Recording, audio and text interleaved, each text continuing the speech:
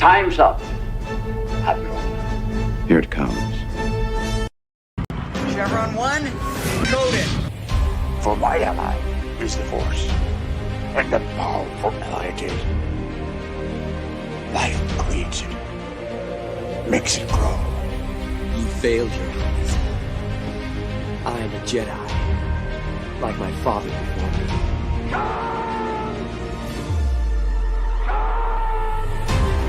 Cry hammer, and let's set the tongues of war.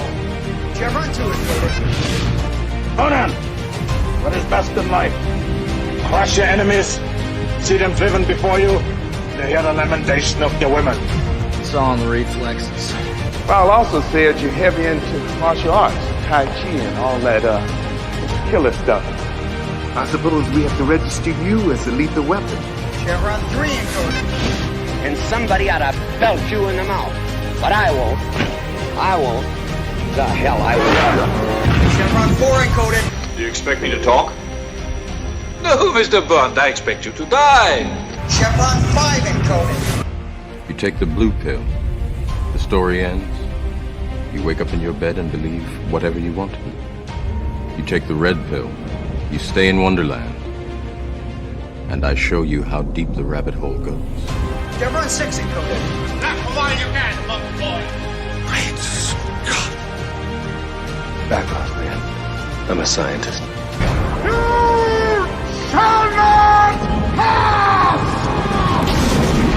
I thought I'd die fighting side by side with Al. What about side by side with a friend? The day may come when the courage of men fails, when we forsake our friends and break all bonds of fellowship. But it is not this day.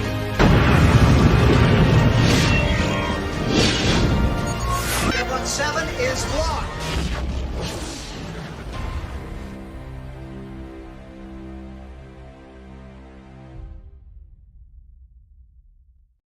Hail and howdy, everybody. Welcome back.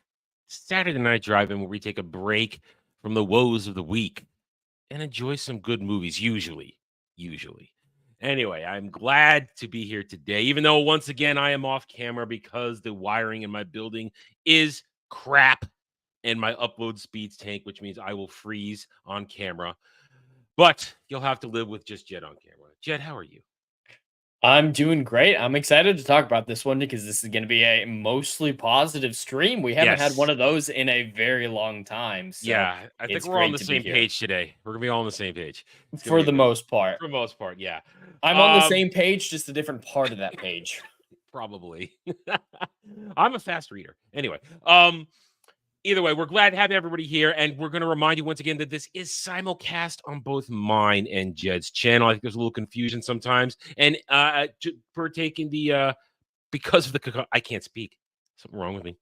Because of the conversation going on in the chat right now, at least in my chat between the two chats, got to remember, if you don't see my show or any video or stream showing up on a main page or anything like that, or Jed's, remember, always go to subscription page or go to our main pages to find it, because guess what? I'm partially shadow banned. We know that's a fact of life we live around here. So the best thing you guys can do, hit those like buttons, subscribe to the channel, share the videos, let people know we're out here. We fight it the good old-fashioned way by just bringing people in. All right, so we are here to talk about The Last of the Mohicans. This is a great movie. I chose it this week because after last week, I wanted to actually watch something with story, with characters, something I can get invested in, with a fantastic soundtrack. I wanted to just sit back and have a good time, and I was not disappointed. I have always enjoyed this movie. It is on my shelf. I would have shown it off multiple times throughout the week on streams, but again, off camera. And I watched the director's cut. It's called, actually says the definitive director's cut. That's what it says on mine. So I don't know what was in this in the theatrical cut, because I haven't seen the theatrical cut in years, Jed. But based on the works of James Fenimore Cooper, this follows the adventures of Nathaniel Hawkeye, adopted son of, and I'm not even trying to pronounce his name. I can't even do it. I'm not even going to try him. Chunk. I don't know.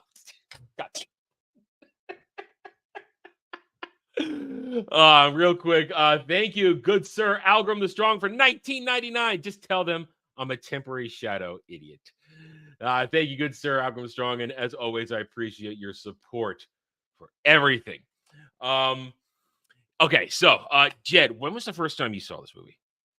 It's been a few years, but it was definitely after I reached adulthood. In the high school years, for those who don't know, didn't actually go to high school. I was homeschooled, but during those years, I read the book and really enjoyed it. So I'm definitely coming at this from more a book fan's perspective. Eventually got around to the movie when I was about probably 18 or 19, and I definitely prefer the book. There's no doubt in my mind that I vastly enjoyed the book more. It's been a long time since I Really? read it. I planned on rereading it. Got through the first 5 chapters this week, so not even close to finishing it, but did do a little bit of a refresher at least. Hoped to finish the whole thing. But yeah, I'm very firmly on the side that I enjoy the book a lot more because it feels deeper to me. The movie, I do have some listen. issues with it. I enjoy it, but I don't think it's great. It's good.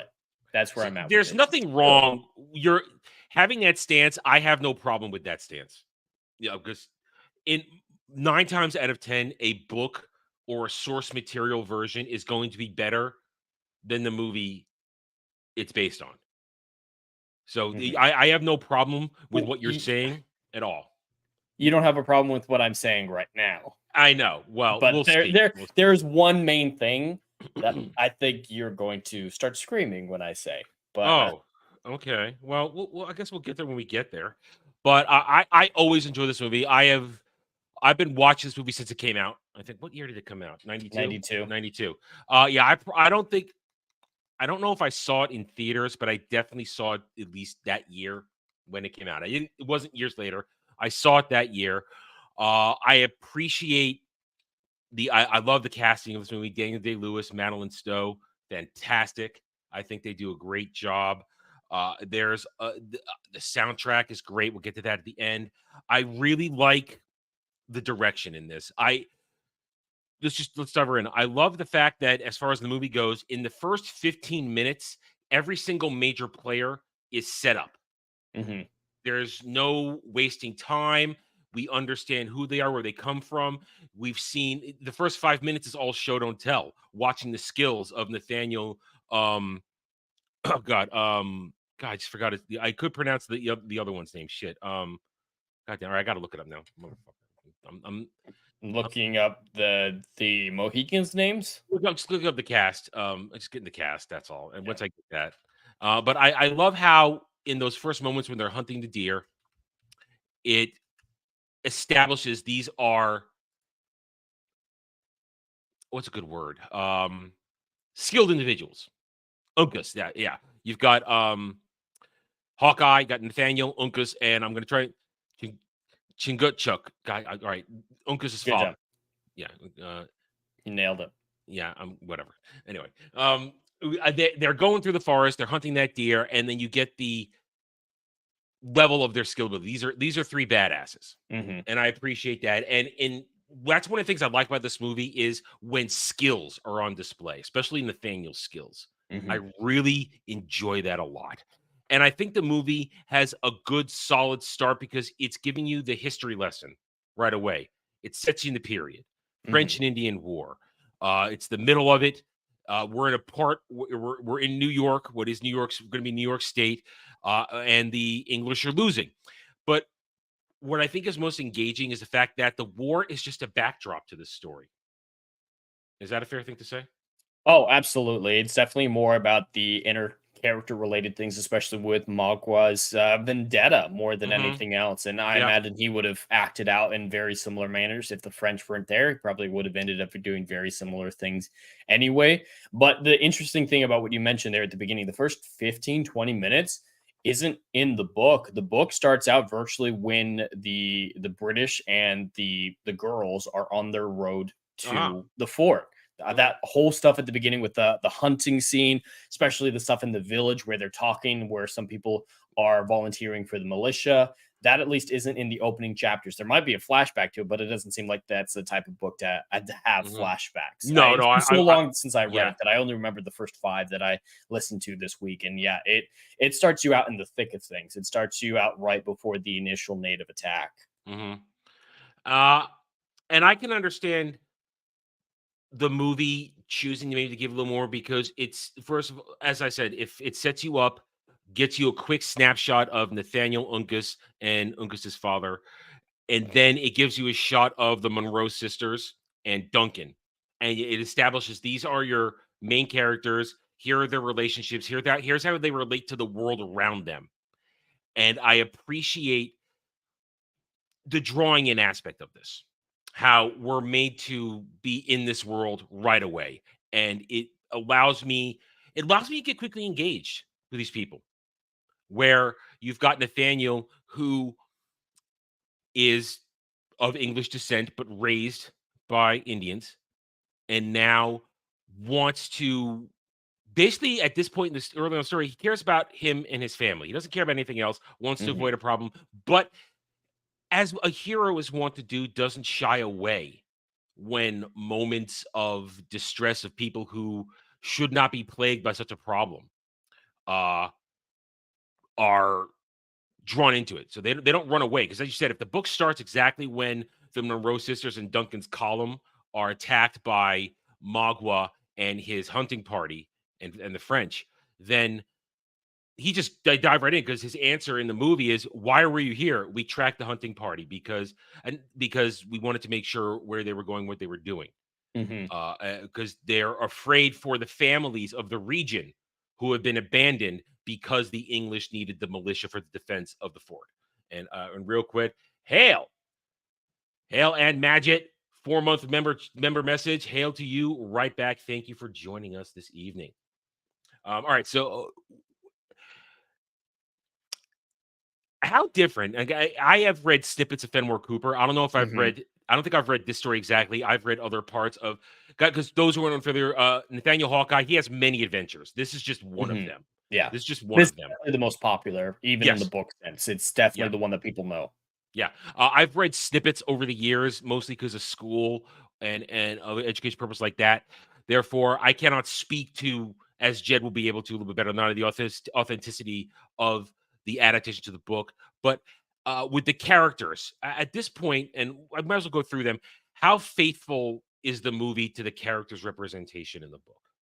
Now, this is where some of my criticism comes in, because the book is a lot more thought-provoking. It's a lot more deep. It's a lot more mature. I honestly do believe this movie, I think the best terms to describe it is watered down. It's very watered down, simplified for a normie audience, and it works well for it. It's still a very engaging story, but the original book is a lot deeper. You go a lot deeper into the culture, the characters, and when it comes to the characters themselves, I think most of them are good. Most of the casting, the writing, there's only one person that I would really say is horribly miscast, misacted. Let me guess. Would it be Alice? No. No? Oh, because okay, all right. But and it's beyond just the actor's performance. It's also the costuming, it's the writing, it's the portrayal, the direction. I don't really like anything about this character, and you're gonna hate me for the name I'm about to say. You're gonna go after Daniel Day-Lewis's Nathaniel, aren't you? I am. Okay. I'm not a fan of him in this movie. I think he's horribly miscast. And really? That's partially from a book perspective. Okay. But even from just an in-universe perspective, I didn't feel immersed. I don't believe that he was raised majority by Native Americans. I don't believe it. He doesn't have the depth of Hawkeye in the book. He doesn't have the, yes, Hawkeye did go through some rudimentary schooling, but not to the degree to talk as well as he does. He's still much more reserved in the books. He's much more thoughtful. He's basically the portrayal that they did in the movie of his brother. That is way more Hawkeye in the book. Just this strong, silent type who doesn't get involved and is just like there. Like you feel his presence. This one, I don't feel like Daniel Day-Lewis pulled off intimidating. Really? Pull off strong. I didn't get the sense. Like I felt like he was cosplaying throughout the entire movie, and that's also from his costuming. His costuming didn't feel authentic to me at all. It looked like a colonist with long hair braided back. Like his actual costume did not come across as Native American to me. Like I felt like he was a colonist who just thought Native American stuff was cool, so he picked up a few of their dress habits, and that was it. Like, sure, he's got great forest skills. He's got great forest skills, and that's more the show aspect of it. But I just don't believe that Daniel Day-Lewis was capable of any of that. He looked just like every other white man in the movie, just with a different hairstyle, really. And I'm not a fan of him. And partially, I don't believe his chemistry with Alice either, so I don't get invested in that storyline. Cora, excuse me. I get the two women mixed up. But Cora, I don't feel their chemistry, so I can't get invested into their relationship. Wow. So I really like the action and the world building, and Magwa's performance, my favorite performance in the movie, probably.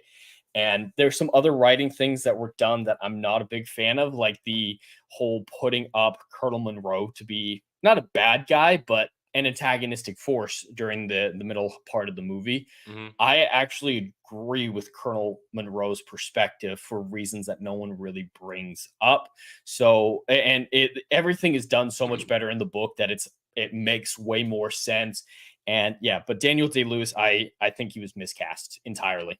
Well, I mean, I disagree. I enjoyed Daniel Day-Lewis as an actor. I think he has a great screen presence. Again, I haven't read the book, so I am coming, I would guess, from the normie perspective. I think that's a fair place to put myself in this. I feel as though I understand the change from what you're describing, because this is the time when casting leading men still kind of mattered in the 90s. And I don't blame the movie for doing it. If you can get Daniel Day-Lewis, you get Daniel Day-Lewis. Yeah. But I've seen him in so many better roles. Like his Lincoln movie with Spielberg. It's not an I'm not saying movie. this is his best role ever. I'm just saying I enjoy him because I do get a screen presence from him. When he's on the screen, I'm always watching what he's doing. He was able to also do the physical acts that required him to accomplish. I mean, I'm looking because of the way I watch movies at this point. I'm always looking to see if a stunt double's been slopped in. No, he was doing most of that shit. That was him in the movie doing this stuff. So I respect when they have the actor actually doing the action points. That's why I like. That's why I respect when Liam Neeson, Hugh McGregor, and Hayden Christensen did their own choreography in the Star Wars prequel trilogy, because they put the time in. So the fact that you had your lead in there doing this stuff, I like that he was able to do that. And as far as, again, his acting, I found his dialogue delivery, once in a while, I'll agree, it feels a little stilted once in a while for me, certain delivery. But for the most point, when he is asserting that alpha male personality, I'm sold when he's doing it, when he's standing up to the different authority figures, when he's trying to explain what's going on. One of my favorite moments, and I was purposely looking for moments to talk about, is when they come upon the settlement house of the family they knew in the beginning, which again you would say is not in the book, but in the movie we get them. That might be in it, just the stuff at the very beginning. Okay. I haven't got to that part of the book, and I don't remember from previous read-throughs. Well, in the movie, they come there after they've finished their hunting. They visit some friends in their house in the frontier there. And that's when we learn about the fact that the English army is calling for militia to bolster their ranks. And we just get acquainted that these are friends, and anybody that stays behind is going to be welcome in their house, family-wise. And after they've rescued the Monroe sisters and with Duncan, they come across the homestead, and the Huron hunting party has butchered all of them. And Uncas makes the remark that they didn't steal anything. They didn't take any booty, any loot. They didn't let the bodies where they lay. And when they're trying to leave, Cora, played by Madeline Stowe, remarks on the fact that these people, just because they're strangers, you should at least give them the courtesy of a Christian burial. How can you be so cold? And he turns around and loomingly marches on, and him being Nathaniel turns on Cora, march up, and his presence, you can feel him moving, and it's enough to move her back. And you're kind of leaning back in the seat, at least I am. And then he just says, they were not strangers. And then turns around and goes away. And it's one of those moments where, to me, the dialogue is perfect, because then it allows a couple scenes later, when they're hunkered down at a burial ground, avoiding the Huron hunting party, and he and Nathaniel and Cora have a conversation about the fact that these were people we knew. And it allows that conversation in a more appropriate place. And I feel that it's to me, of course, whenever we watch these movies from the 80s, the 90s, even the early 2000s, and I know you feel this way too, we're marking the fact that they know when to have a dialogue and when not to. That's true. And it was clearly when they did this adaptation, they realized, okay, let's have them have their talk. And once more, I got to state, this is the director's cut. I don't know if this scene where they're talking the burial ground is in the theatrical cut. I don't know. Where he explains why he left them. Yeah, that scene's in there where he tells her that it would have given away their position. Yeah, their position. They would. Yeah, exactly. And gave evidence that they came through there. I like the dialogue. I like representation because it shows me they know when to have these moments and when not to, because that's a perfect moment to do it. And it's also neatly woven in that moment as well. Earlier, after they had left the demolished line, Cora had picked up a pistol. And in that moment, you get these little bits of strength from her, which is important to her character. She's the strong one, while Alice is the weak one. And it's giving a strong female character without having her be a know-it-all whammons. Oh, it was completely within the movie. Like, it made sense. Every decision she made, every ability that she had. I will say that scene that you talked about a minute ago with the homestead being burnt down, and that is one of my favorite scenes in the movie from a writing perspective. Like, her the writing, I thought, in that scene was really good, especially since he basically just said they were not strangers, they stay as they lie. And like that whole bit, I really enjoy. I disagree though about his performance. Like, I had the urge to laugh at his performance in that moment, trying to be like forceful to her. Like, that didn't come across as authentic to me, but the rest of that scene I really like. And that other scene you're talking about in the cemetery, there's a nice piece of setup and payoff to a certain extent, but more just logic. And I really appreciate movies who take into account, especially historical films, to make sure things work in a way that they did or should. And when she picked up the gun initially, the pistol in the initial raid, when she picked it up, I just thought, oh, of course, just the one she finds happens to be loaded and it's going to save her life. He hands her the powder. Yeah. I love that detail because I was worried. It's like, oh, yeah, it's just going to be loaded and stay loaded, and that's not going to be a problem. And because, powder could get wet. I'm sure it rained. They make a point of that in this movie. And I appreciate that I really appreciate stuff like that, where it's such a simple thing. Just he passes something over, no dialogue, not like, here, load your pistol. It's literally just like he sees she has a gun, realizes she probably needs some powder, passes it over. It's 2 seconds, blink it and you miss it. But details like that make me really appreciate this movie. You watch him pull the cap out with his teeth. He pulls it out with his teeth, hands it to her. And there is a lot of historical accuracy in this movie. And I really appreciate the warfare aspects. That's one of the things that draws me to this movie. I love watching the warfare because it's much more realistic. It's not like I absolutely adore The Patriot as a film. I love The Patriot, but final battle, it's Braveheart. That final battle is just so over the top and insane. Last of the Mohicans it's a grounded movie. It's not trying to pretend that this is epic warfare that's going to change the fate of the West or anything like that. It's like most of these battles were smaller than what we imagine from Hollywood. So like historical accuracy wise, it nails it very well. What always gets me when I watch these colonial period pieces from that period of time and into the Revolutionary War is the British fighting style with the line up, take a shot, and realize that's why you lose over and over again. Because after the French and Indian War, when you go into the Revolutionary War, they never adapted to fighting in the colonies.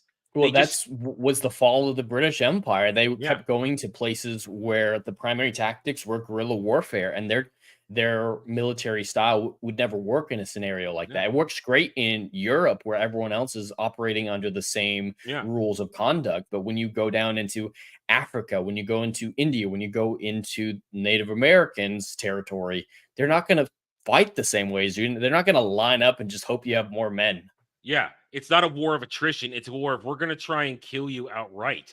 And whenever I see that, it always fascinates me, historically speaking, militarily speaking, they never learn that lesson. And they just stand there. And even so, we see it in the movie. Bayonets were a thing at this time. They had bayonets. A lot of those rifles were not equipped with bayonets.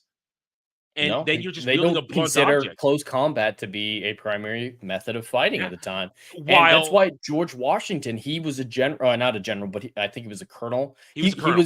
He was Yeah. in this war, the French and Yes. Indian War, and learned so much from it, and utilized and learned from the natives how to fight. And that's a lot of the reason why he was so successful against the British in the Revolutionary War. Exactly. Because he learned where they didn't.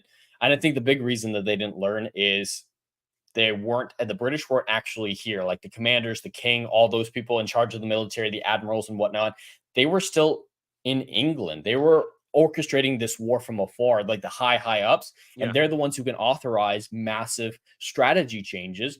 And since they weren't on the grounds like George Washington to say, all right, we can't keep fighting like this. They never learned. They never adapted, like you're talking about for the Revolutionary War. But there's a lot of neat history facts. Yeah, because that's one of the reasons I really do like this movie, because it always stirs the historian in me.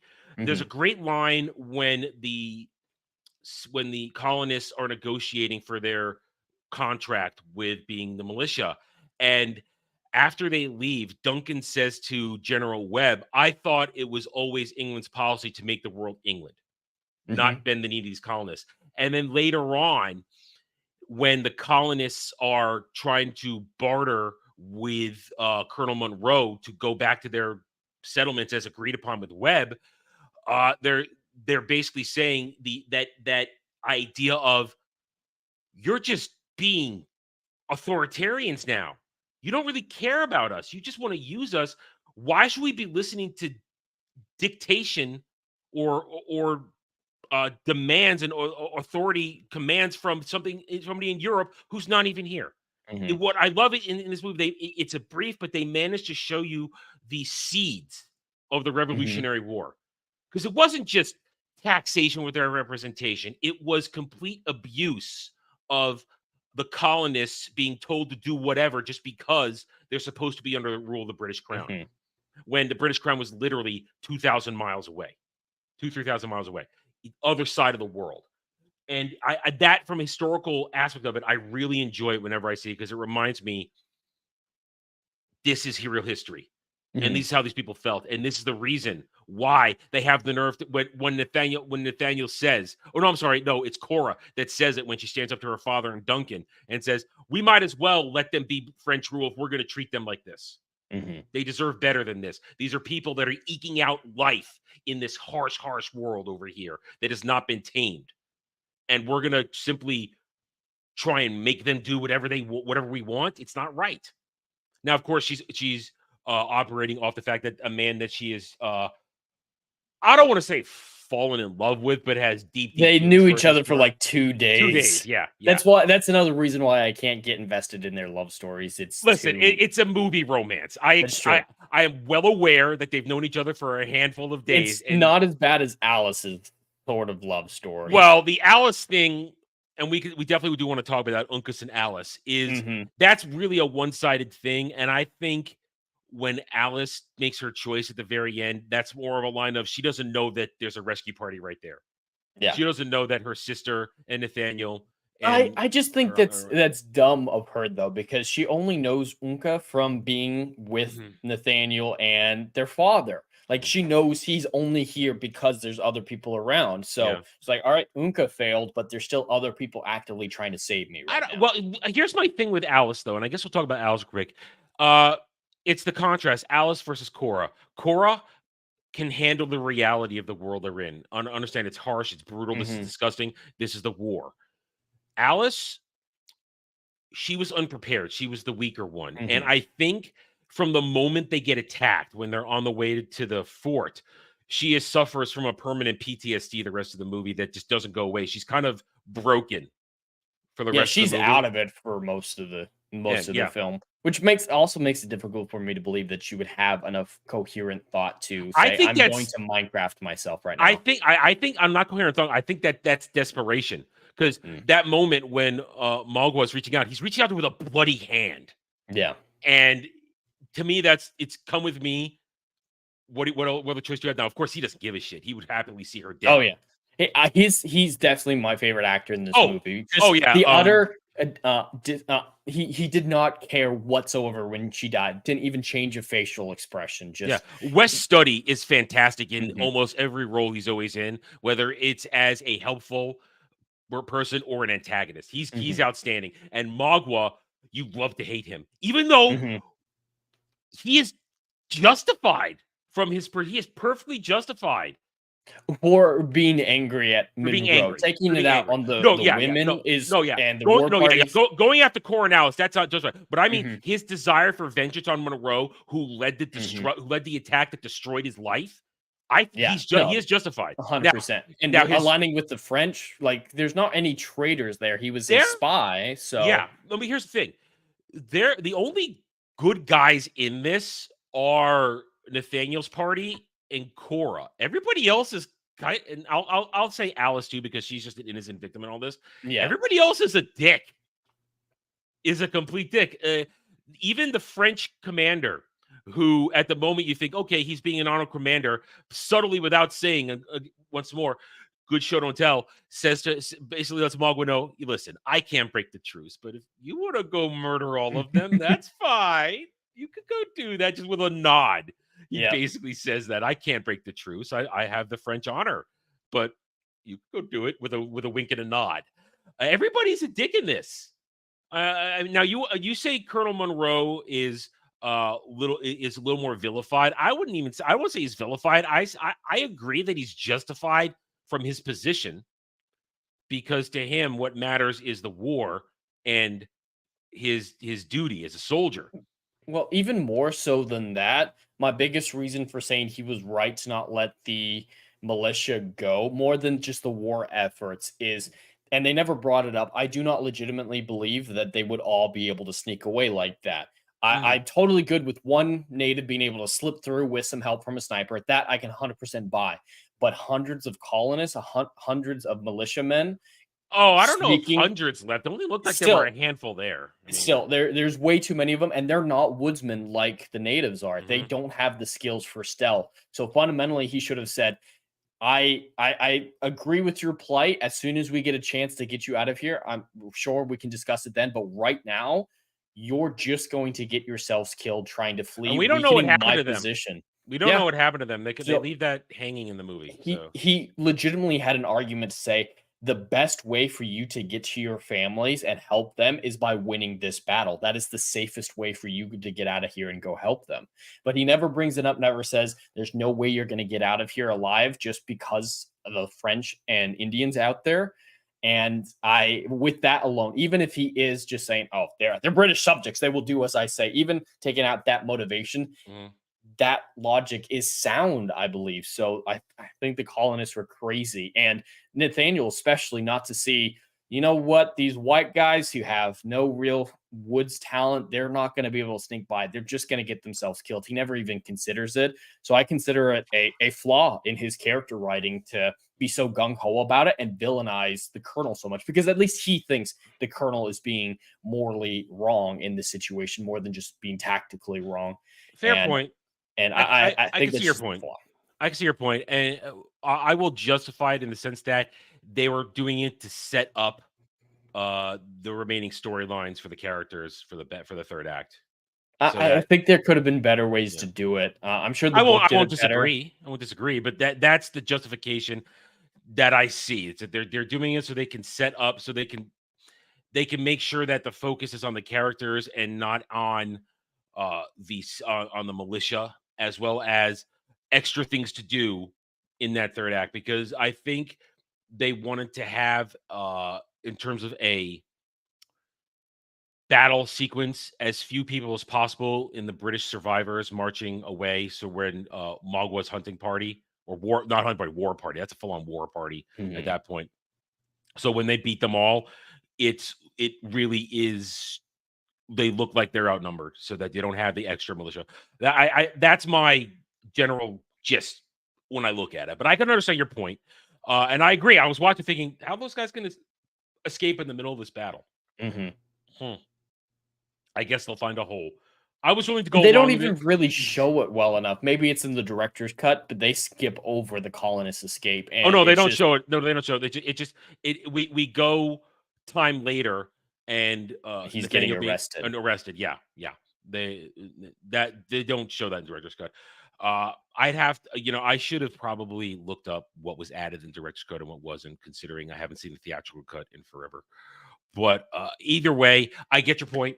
I don't disagree with you, but I was willing, as watching the movie, I'm so caught up and invested in the characters, because once, as I said before, when with the war as the backdrop, it really is about these characters, and I'm invested in these characters at this point. I was into Nathaniel and Cora. I disagree early, sir. I thought that Daniel Lewis and Madeline Stowe had decent chemistry. It wasn't super passionate chemistry, but it didn't feel like they were just mashing up against each other. I feel they did work well. If they didn't work well to me, then the later on the use of the "I will find you" line wouldn't hit with me. That hits me. Oh, that's probably the line that I see is the cheesiest. I love it though. I love that kind of shit. I love it. Another phrase I would associate with this film is melodramatic. Some of it feels melodramatic to me, and that's especially when we talk about the music at the end. But just stuff like that, like "I will find you." Like, you've known her for 3 days, and now you're saying the line like that. Movie romance. I hate his delivery. I hate his delivery movie romance. in that moment. I'm okay with it. But there's other scenes where I just get the sense that this is melodrama, like killing Magua at the end.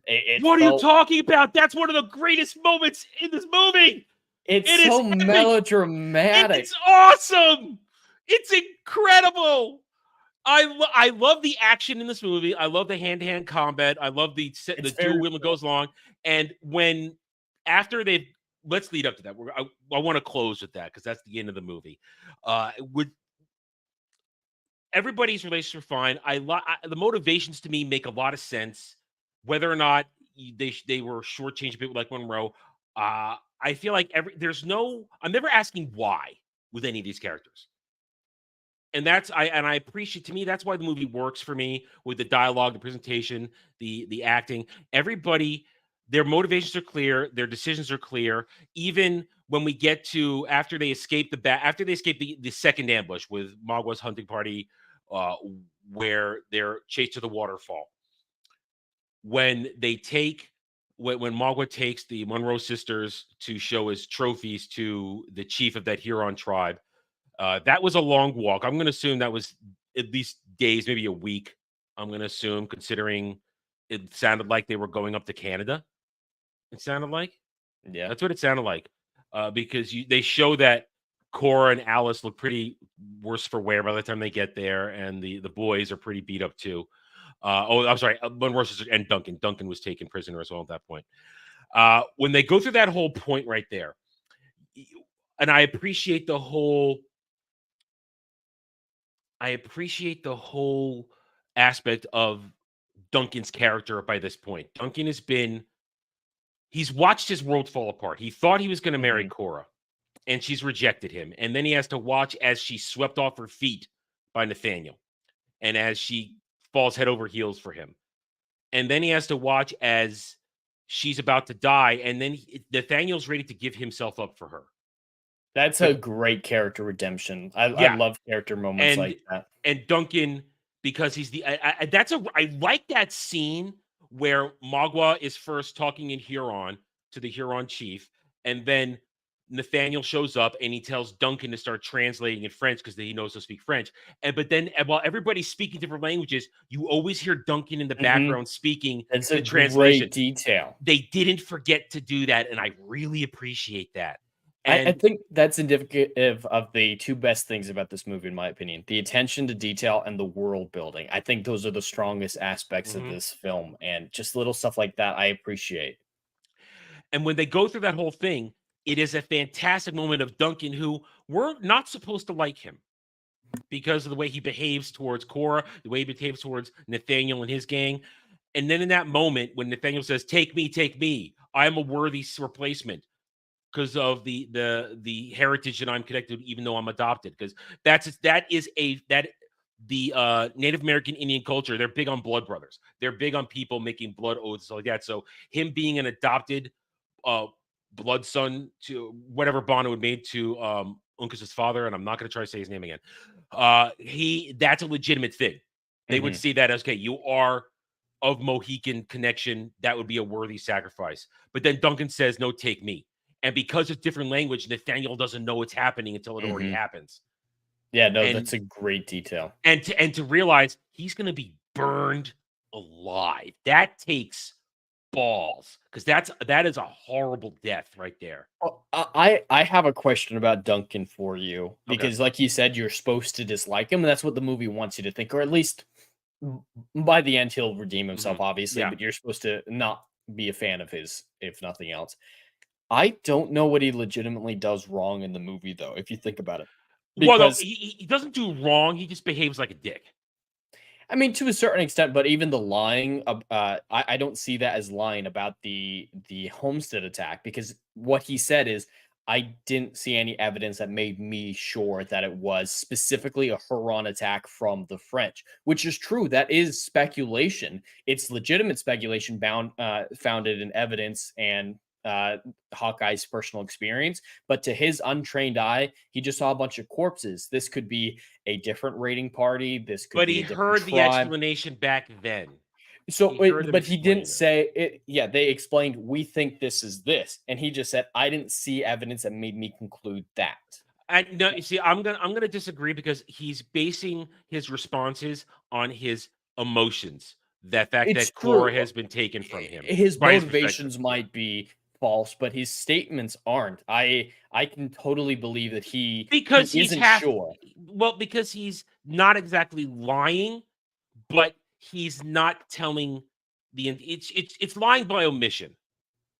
I mean, all he could say is, I didn't see any evidence, but I believe Hawkeye. That would be all he could legitimately honestly Yeah, and that say. would have carried the weight in that moment. And because Monroe knows him. He's a friend of the family. Not only is he a trusted officer, he's a friend of the family. So Monroe knows and trusts his opinion. That would carry. So, I mean, I agree. Duncan doesn't do anything wrong. He's just a dick. I just really don't like the plot from inside the fort. The action with the fort is great. Absolutely great. And sneaking into the fort is almost okay. It's kind of ridiculous to me that, they sneak past everyone, and then they got torches. They got torches, and then the entire British army seems to know where they're at, send out troops, get them, and bring them back, knowing who they are and trusting them immediately. All that is a little ridiculous. But the fort stuff, I just think, is really weak from a character writing plot-wise, and it's my least favorite part of the movies when they're in the fort. Well, second acts do always can struggle, and for you, they can. So that's it's your perspective. I don't entirely agree with you, but I don't entirely disagree with you. That is the lull of the movie when they're in the fort, because it's also the whole point of the fort there is also to bring Nathaniel and Cora's relationship to its peak right there, where now they're going to get all handsy and make out. That's the whole point of that. There's a great line in there. Nathaniel, you're not going to come with us? No, I got more important things. Would that important thing have to be in a striped dress? Well, yeah. Yeah, I won't. I'm here for the woman, and I like that, because we all know at this point I am a hopeless romantic. I like a decent romance arc, and I find their romance arc acceptable. I enjoy it because it's got it, even though it's a little faux and it's used, as you would say, a lot of melodramatic lines. To me, it creates enough of an epic feeling that I am enjoying what both of them will go through for one another, at least at the start of this relationship that they're beginning. Now, I don't know. I don't think they had sex in the fort. I just think they made out. I don't think they had sex. I think she is still too much of a proper English lady to have just given it up in that moment. Now, after all is said and done, since her family is gone and she will no longer have a standing in English society, I think afterwards, yeah, they probably get married and boom, bang, pow. She would still have standing in British society. She would have an inheritance. She would have other family back in England.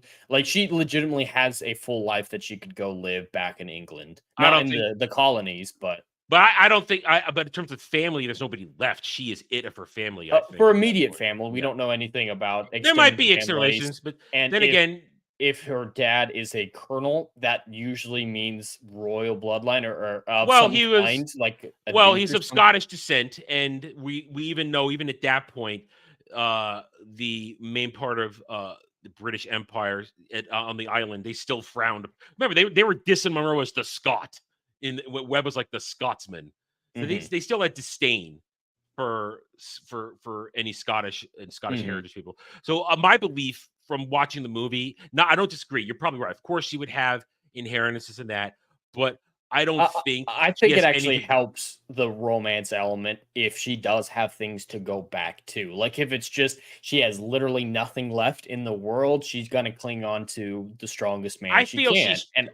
She's choosing. I think she. That's what I mean. I think it helps that she's choosing it. If she's choosing him, I can believe that she actually loves him. But if she has nothing left in the entire world, it might be just, hey, please protect me type relationship. Might be falsified to a certain degree. But if she's actively choosing him, I think that's better for her character in a positive sense. I mean, the movie doesn't give us any details on that. And I once more, I am not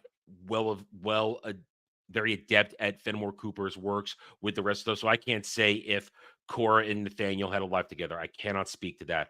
The movie gives me the impression that whatever she has left, she is choosing to leave behind for him at the end of the movie. That's what it feels like because of all the trauma and tragedy she has just gone through.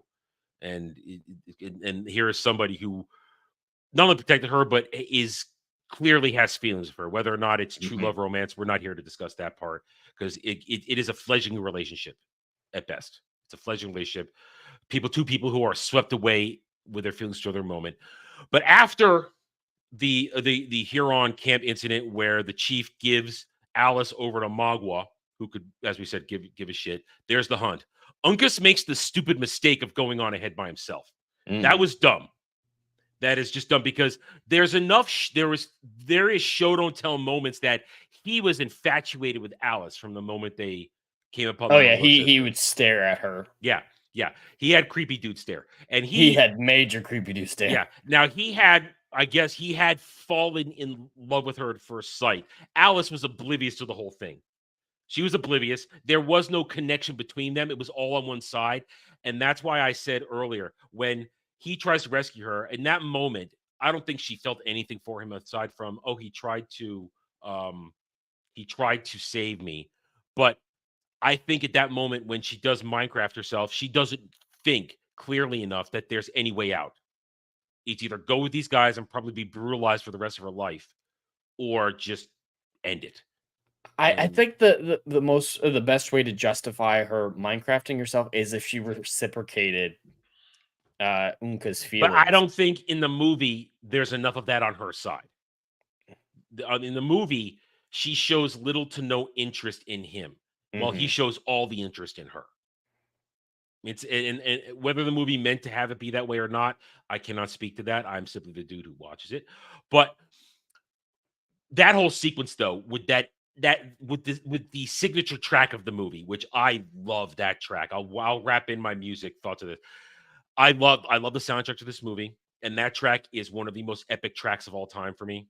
I think it's a cool thing. It's that slow build, and it just connects the whole thing. And I mentioned this earlier. One of the things I love the most about this movie is when we see people's skill sets on display, and watching Nathaniel and his father when they just blow through. Nathaniel first when we finish Nathaniel, here's one of the things I want to remark on. Remember, these are flintlock rifles. These are pre-revolutionary flintlock rifles. These things are not the most accurate things in the world. God, no. And they don't have distance. The fact that he is that kind of shot with that thing, that's why they call him Hawkeye. He's Nathaniel Hawkeye. Well, yeah, those rifles don't have rifling, and that's what makes distance possible for most people. Yeah, so he's able to first put Duncan out of his misery. He does the right thing by giving him that merciful end while he's on fire. And then as they're running up the mountain to chase after them, taking the shot, randomly grab, and I love that attention detail, knowing at one point he's loading while running. I love it when they do that. It's just cool to me. But then knowing that this gun is done, but I'm not going to ditch my good rifle, my personal rifle. I'm going to pick up other ones along the way, and I'm going to hip shoot. Because there's this other scene when they first rescue them. I want to just go back a minute, just talking about Nathaniel's skill set. That is one of my favorite visual moments. And I'll talk about the visual moments as we wrap up here after we talk about this final scene. There's a moment when they rescue the Monroe sisters the first time, and Nathaniel he sees Magua about to take the shot on Cora for the first time. there's this semi-slow motion move of him unshouldering and flipping his rifle up to take the shot. The grace in that of his ability always strikes me, and I love that moment. So when we get to this whole thing where he's running the hip shooting, this and that, and you're watching old man Mohican just aces. I love the experienced old dude kicking ass in these things. Maybe that's the anime weeb in me when the experienced old dude is a badass. I love that kind of shit. With his, I don't even know what to call that weapon. It's that oversized tomahawk that he has, that he carries around. Yeah, that thing is unique. I haven't seen anything like that. Awesome. Because he the way he wields it, boom, bam, boom, boom. He does a hip shot too. As they get through that, and now unfortunately, I got a little verklempt when I was watching. Every time Magua takes out Uncas, who was a badass in his own right, Magua's just better. He was just better. He beats him, and I always feel bad because his father watches him die, and I feel that. That the fifis, the emotion well, it was like, oh man, no, Uncas, no. But Uncas was stupid running out there like that. He should have stayed with the group. They would have caught up. They were doing fine. But Uncas let his emotion get over them. So they get up there. They get to the fight. And he watched Son die. And then he's just a man on a mission. Just plowing through those guys. And then Magua sees him coming. He sees him coming. He knows he's got to fight. He does a whole stance. He's got tomahawk and dagger. You can't see me, but I'm weaving back and forth right now. And he goes into that, and the Indian ninja roll, I always call it. The Indian ninja roll as he ducks under, whacks him in the leg, whacks him in the shoulder, just completely owns him. And I love it. And then you get that shot after Magua. He's just beat right there. And you call it melodrama. I call it a great character cinematography shot right there. I love the shots of this movie. When great shots of characters in the movie. The cinematography is nice all the way around, but I really love the character shots, and that's one of my favorite things. As the music hits its pitch, and they're just standing there facing off, and it's that pause where Magua has to know, I'm done. And then the wind up and the swing, just to gut him with the blade of what Legatus here is saying, the Beshet Day. The Beshet Day just winds up and swings it right into him. And it's like, yeah. Oh, I love it. I love that entire scene. I love it. I'm done. I'm finished. I need a drink. Well, I definitely agree with most of that, especially the attention to detail. Like, this isn't a modern film where they forget how many bullets are in a gun or whatnot. Like, they are constantly reminding you that these weapons shoot once, these muskets shoot once, and then they're done. So he has to, improvise, pick up enemy weapons. Like, they're very good at those attentions to detail, and I appreciate that. I consider that a great boon in the film's favor, is when they do stuff like that. And most of the combat in the scene that you're talking about here at the finale, I do like a lot of it. A lot of the hand-to-hand combat. It's some of the stuff I would say is melodrama. I like the shot that you're talking about, the wide shot, at least I think is the one you're talking about, where you can see Magua and the dad framed in the sunset. I love shots like that. I think there's a lot of great. That's a fantastic shot. I love that shot. I have thoughts about the music that we can get into when we're at that point, but yeah, generally this was a great part of the film, especially the mercy killing. I really appreciate mercy killings when they're done right, and it makes sense for Hawkeye to be willing to do that. Yeah, but that I feel this whole moment there, the way it just built up and it ends, and this is a tragic ending. It's a tragic, bittersweet ending because now this is the title, The Last of the Mohicans. And it's great the way the father, and once again, I apologize, I'm not going to try and butcher his name. I tried my best while I was watching it today to tattoo how to pronounce it while I was watching it, but I didn't hear it enough when I was watching, so I didn't get it. So I'm not going to try and butcher it. The entire movie up to this point, he has spoken in Mohican. And now in this last moment, he speaks in English. And to me, that it sets the sadness all the more. Yeah, the Mohican language doesn't exist anymore because the people doesn't exist. So he's just going to move past it. And There's no says continuing the bloodline. They're all there except for one. And I hope that you tell my son as he sits at the council to wish for death to be speedy, for I will be there soon. It's so sad, and it gets me, Yeah. dude. It gets It's me. sad for everyone. I Yeah. think, there's the happy couple at the But end. it's They both, bittersweet. yes, They very she bittersweet. Cora watches Alice take the leap. She sees her do it. It's not and then you can see their bodies at the bottom of the ravine. Mhm. So she saw everything. Everybody watched she didn't see her father die, but Nathaniel did tell her what happened. That I mean, I don't know if he said Magua cut his heart out. I mean, jeez, I don't know if he said that, but she knows her father's gone. She just watched her sister take the flying leap, and all this stuff. I mean, when Nathaniel yells "Uncas" after he watches him fall and die too, it hits you. At least it hits me, and it's just so powerful, and it makes me. I feel it, and that's why I am satisfied because I have the same emotional reaction every time I watch the movie. And that to me, that means the movie has gotten to me every time because I have that same connection, that same feeling, that same sadness that I watch these characters who I've enjoyed for a director's cut, just a shade under 2 hours, just a sniffle under it. 2 hours, 54 minutes. But I'm connected to them. I enjoyed them, and I feel sad that they end in such a way. And it's just. But I guess I mentioned it. The cinematography is, of course, great. It's listen, the American landscape, beautiful, whatever. Mhm.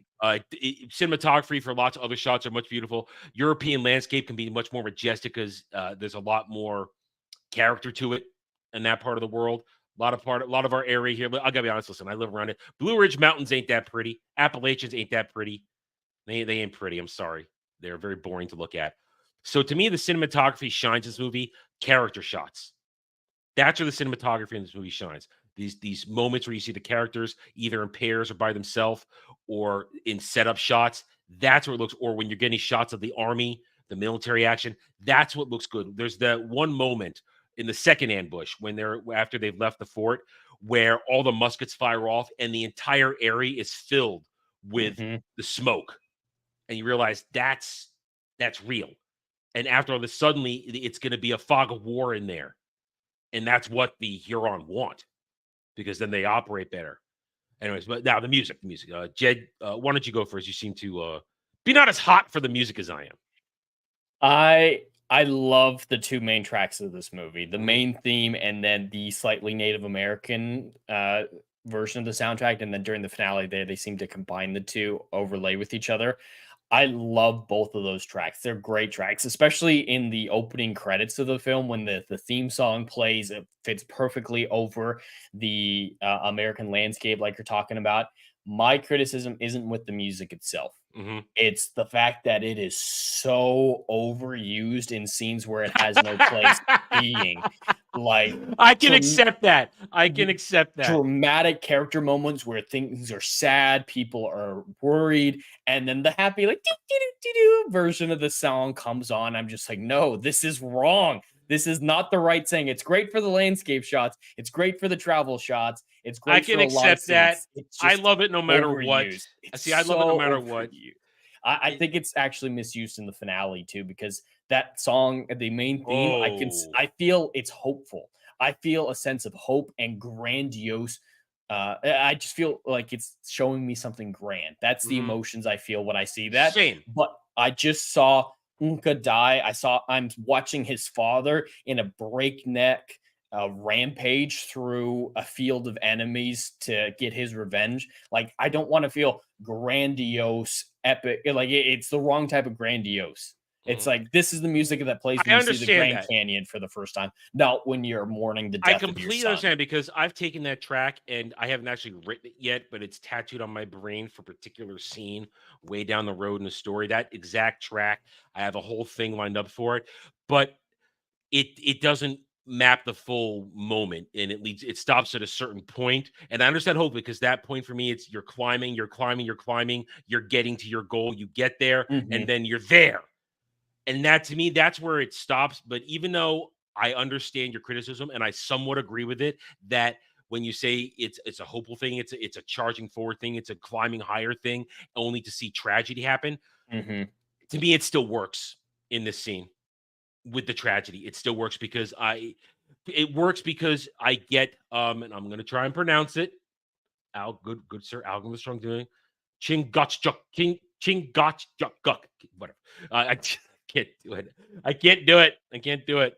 I want to be respectful. I don't want to be. I can't do it. I don't want to be ugly American. Great. I don't want to be ugly American. Great. Oh yeah.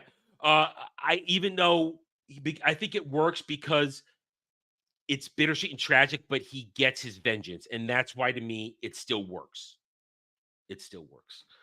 Well, all right. It's an hour. I think we've said all we can say. We didn't so much. I think we covered everything nicely.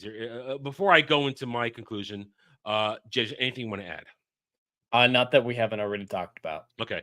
That's the way we go here, folks. We sort of eventually get everything we want out of our system. All right, it's my week, so I'll go first on scoring. As I said, I enjoy this movie every time I feel it. The emotional beats always hit home with me.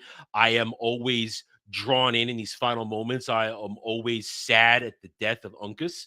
Not so much Alice, because she's kind of a non-entity throughout the movie, but it's a powerful movie.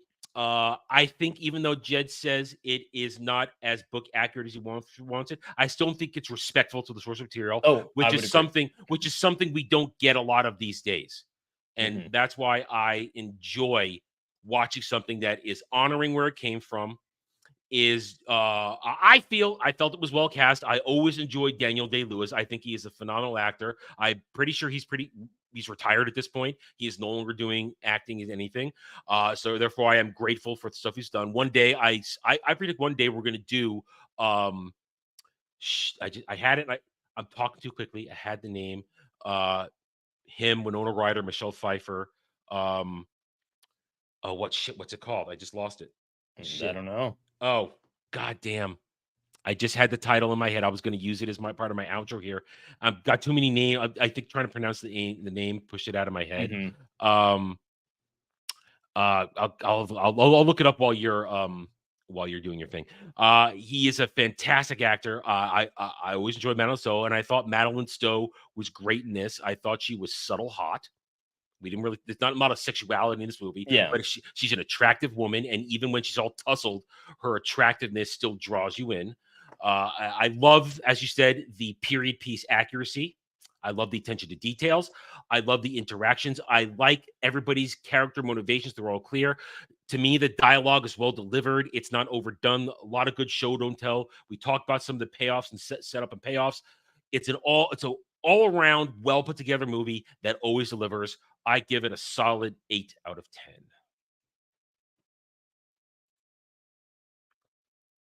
All right. So yeah, for me, I come at this from a different perspective. I definitely enjoy this film, and I would call it good, but more leaning towards okay than great in the good category. So I enjoy. I think there are definitely flaws in it, in the writing, character writing, mostly, and I do believe that Daniel Day-Lewis was miscast. I don't get any sense that he's actually lived the life that the movie portrays, and so I'm never able to fully immerse myself in the film or his character, especially because my disbelief is just too strong with him. And some of the other characters I do believe are bland, but the action is very realistic. The attention to detail, I love the setup and payoff. All that stuff is really good. And the historical accuracy, I'm not an expert on the period in any way, shape, or form, but I do have an interest in the Revolutionary War time frame and the years leading up to it. So I do appreciate a lot of the attempts at historical accuracy that modern films just won't even attempt. No, they won't even attempt. Raise your tin. We're looking at you. Yeah. And just like you said, as it may not be a perfect adaptation of the book, which I do prefer, it definitely respected the book. I cannot deny that fact, even though I do believe, I think watered down melodrama is the best way to describe the adaptation, but it definitely respected the source material. So I have to give it props for that, if nothing else. Overall, it's good, and I'd give it a 6 out of 10. That's respectful from you. That is very respectful. Yeah. And yes, we got here Age of Innocence. I just looked it up as well. The Age of Innocence, that's an English period piece that he's in. He did it the following year in 93. Someday we'll get to that, because that's a bittersweet movie itself as well. I always enjoyed Daniel Lewis. All right, there we go. Mentioning Daniel Day for a second here. Yeah. I don't understand why I've made this connection in my head. I don't know if they were ever in a movie together, but whenever I think of Daniel Day-Lewis or Billy Bob Thornton, I always think of the other. I don't get them confused. It's not I like I don't look at think one and they think were. of the I other. was just looking at his work list, and Yeah, I mean, I don't get them confused. Like I can tell the difference, but mean, just for some reason, honest- every time I think of one, I think of the yeah. other. I mean, I don't honestly, understand it. I'm looking at it now. Daniel Day-Lewis only made about 1, 2, 3, 4, 5, 6, 7, 8, 9, 10, 11, 12. He only made about 15, 16 movies. Yet Wow. yet most of them are powerful. I mean, I like this movie, My Left Foot. That was his first movie, and that's ruined. In the Name of the Father is a really powerful movie. I don't like the movie itself, but I like him in it. Gangs of New York. I like him in it. I don't like that movie, but I like haven't him seen in it. I don't know if you'd like it. It's not very good period piece accurate. I don't think you'd like it. But his Lincoln, he's really good as Lincoln. It's not very historically accurate. This plot is rough, but he's very good in the role. Yeah, I mean, he's an excellent actor, and I thought he did more stuff, but everything I've always seen him in, I always like him in it. So I appreciate that. I'm sure we'll get to a couple more of these movies as time goes on. So there you go, guys. We're done. Jed, have you chosen next week's movie? Because I've chosen my next movie. I have. We've been doing a lot of sci-fi. We've been doing a few movies like this, more period pieces. I wanted to mix things up and go for more not thought-provoking, nothing any too crazy, but just an interesting concept. I was gonna go Three Musketeers, actually. That was gonna be my pick. But Which one? The one with Tim Curry from the 90s. Okay, that's actually my favorite one. Oh, I love that one. Yeah. But because we did Last Mohicans, which is, it's close to that era. Obviously, they're not right next to each other, but they're close enough that I decided to go with Will Ferrell's movie with Emma Thompson, Stranger Than Fiction. I think I might have seen that once on TV. It's an interesting movie. It's not going to be a profound movie. I don't think either of us are going to give it like I'm nines not the or biggest eights. Will Ferrell fan. This is my favorite Will Ferrell movie. Just like Jim Carrey and Robin Williams, my favorite movies with them, my favorite performances with them are when they're being serious. This is a very serious Will Ferrell movie. Well, I'll announce it now because I just upgraded it on my Blu-ray. So I kind of want to break it in. We've done it before, but not in the iteration of this show. And so those of you who will know, there were certain movies that were covered in the previous version of the show before Jed and I started hosting together that I want to redo because I don't want them lost to the ether. When we come back in, actually, wait a minute, hang on, make sure the lining time is right for that. Let me check the calendar. This is you're not going to Vegas, are you? No. Okay, so we're fine to do drive-in on March 9th. March 9th. God, no, sorry. We're fine to do drive-in on April 6th. Yeah. So we're fine to do drive-in April 6th. Therefore, I'm happy to say we're going to go back and we're going to do Fifth Element again. That's on my list, actually. I've never seen it. So. Oh, I really hope you like it. I hope you like it. Everybody loves this movie. Don't do this to me, Jed. Everybody loves Fifth Element. Don't hate it. Don't do this to me again. Lulu Dallas multipass. God damn it. So I just upgraded my copy to a Blu-ray copy last week. So I want to break it in. I'm very happy. I'm excited because my DVD quality one was shit, and I've been wanting to. It was one of the first DVDs I ever bought for my collection, so it was really, really old. So I really do. So all right. So next week is Stranger Than Fiction, and the following week is Fifth Element. Leo Dallas multipass. All right, guys. Thank you one and all for being here. We hope you had a good night. Again, hit those like buttons, subscribe to the channels, and we thank you. And we'll see you next week. Dylan, guys, take it easy.